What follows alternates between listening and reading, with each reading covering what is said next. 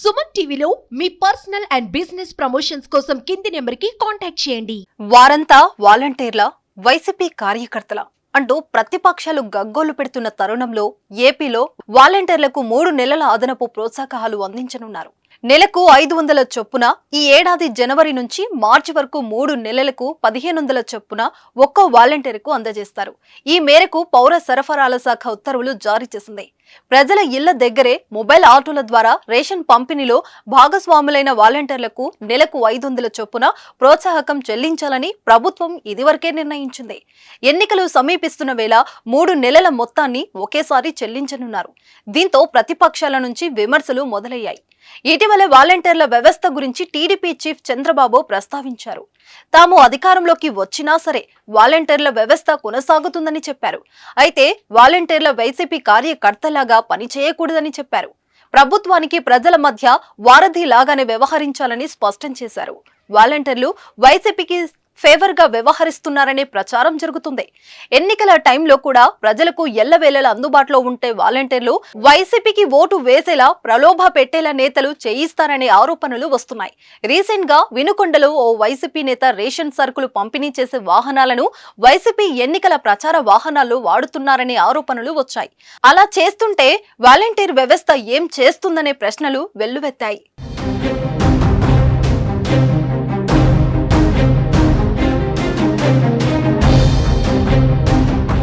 ప్రభుత్వ సేవలను ఇంటింటికి చేరవేసేందుకంటూ వాలంటీర్ల వ్యవస్థను ఏర్పాటు చేసింది వైసీపీ ప్రభుత్వం. వారికి నెలకు 5,000 గౌరవ వేతనాన్ని వారికి ఇస్తున్నారు. దీనికి ఖజానా నుంచి 392 కోట్లు చెల్లిస్తున్నట్లు ప్రభుత్వమే తెలిపింది. తాజాగా ఎండియు వాహనాల వెంట ఉంటున్నందుకు 500 వాలంటీర్లకు అందించాలని ఆదేశించింది. వాస్తవంగా ఎండియు వ్యవస్థను ప్రారంభించినప్పటి నుంచే వాటి ద్వారా రేషన్ సరుకులను ఇంటింటికి సక్రమంగా అందించేలా చేసే బాధ్యతను ప్రభుత్వం వాలంటీర్లకి అప్పగించింది. పింఛన్ల పంపిణీ, ఇతర ప్రభుత్వ సేవలలో వాలంటీర్లు బిజీ అయిపోయారు. ఇప్పుడు రేషన్ పంపిణీ బాధ్యత కూడా వారికి అప్పగించారు. 500 చెల్లిస్తుంది ప్రభుత్వం. అయితే ఇన్నాళ్లు ఆగి ఎన్నికల టైం దగ్గర పడ్డాకే వాలంటీర్లకు ప్రోత్సాహకాలు విడుదలపైనే అనుమానాలు వ్యక్తమవుతున్నాయి. ప్రతిపక్ష నేతలు వాలంటీర్ వ్యవస్థపై తీవ్ర విమర్శలు చేస్తున్నారు. వాలంటీర్లు ఇంటింటికి తిరుగుతూ సేకరిస్తున్న డేటా మహిళల అక్రమ రవాణాకు కారణమవుతుందని ఆరోపిస్తున్నారు. వచ్చే ఎన్నికల్లో వాలంటీర్లను అక్రమ పద్ధతిలో ఉపయోగించుకొని ఎన్నికలో లాభపడాలని వైసీపీ భావిస్తోందని అభ్యంతరం వ్యక్తం చేస్తున్నారు. ఇప్పటికే ఈ విషయంలో ఎన్నికల సంఘానికి ప్రతిపక్ష నేతలు ఫిర్యాదులు చేయగా ఈసీ కీలక ఆదేశాలు ఇచ్చింది. ఎన్నికల విధుల్లో వాలంటీర్లను ఎట్టి పరిస్థితుల్లో వినియోగించొద్దని ఆదేశాలు జారీ చేసింది. అలాగే గ్రామ, వార్డు సచివాలయాల ఉద్యోగులను కూడా కేవలం చేతివేలుపై సిరా వేయడానికి మాత్రమే వినియోగించుకోవాలని ఆదేశాలు ఇచ్చింది.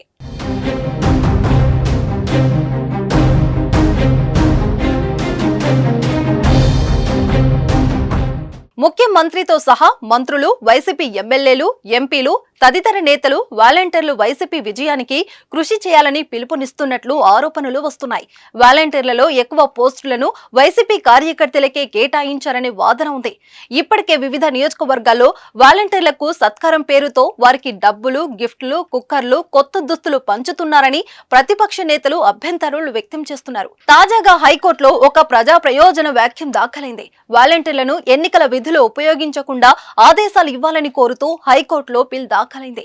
ఈ పిటిషన్ను ప్రకాశం జిల్లా అన్నబొట్లవారిపాలెంకు చెందిన చెన్నుపాటి సింగయ్య వేశారు. పల్నాడు జిల్లాలో ఇటీవల జరిగిన గ్రామ, వార్డు వాలంటీర్ల సన్మాన సభలో సీఎం వైఎస్ జగన్ ప్రతిపక్ష నేత చంద్రబాబును విమర్శిస్తూ మాట్లాడిన ప్రసంగాన్ని చట్ట విరుద్ధంగా ప్రకటించాలని పిటిషనర్ కోరారు. వచ్చే ఎన్నికలో పోలింగ్ కేంద్రాల్లోకి వాలంటీర్లు వెళ్లకుండా ఆదేశాలు ఇవ్వాలని కోరారు.